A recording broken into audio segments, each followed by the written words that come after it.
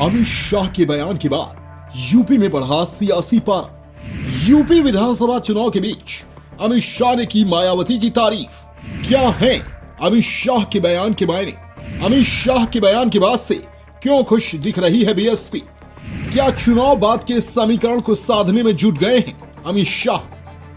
उत्तर प्रदेश में विधानसभा चुनाव अब चौथे चरण से पांचवें चरण की ओर बढ़ गया है, लेकिन चौथे चरण से पहले केंद्रीय गृह मंत्री अमित शाह और मायावती अपने बयानों से चर्चा में हैं। दरअसल अमित शाह ने एक टीवी चैनल को दिए अपने इंटरव्यू में बसपा सुप्रीमो मायावती की तारीफ की है। इसके बाद से अटकलों का बाजार गर्म हो गया है।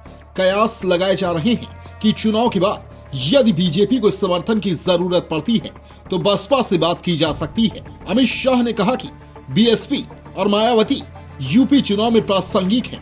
अमित शाह के बयान पर मायावती ने कहा कि यह उनकी महानता है जो उन्होंने सच्चाई को स्वीकार किया है।